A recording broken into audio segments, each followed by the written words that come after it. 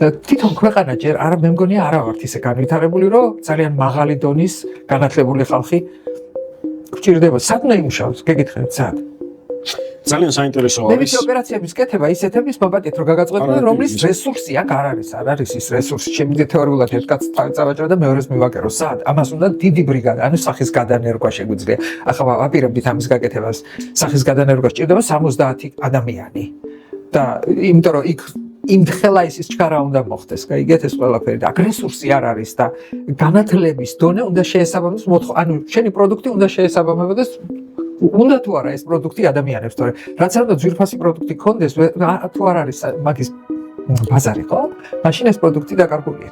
უნივერსიტეტს ამთავრებს, მაგრამ აღმოაჩენს ერთ მნიშვნელოვან რაღაცას, კითხვას დასვას. ბაზარზე საერთოდ არ არის მოთხოვნადი, არც მისი პროფესია, არც მისი საქმე.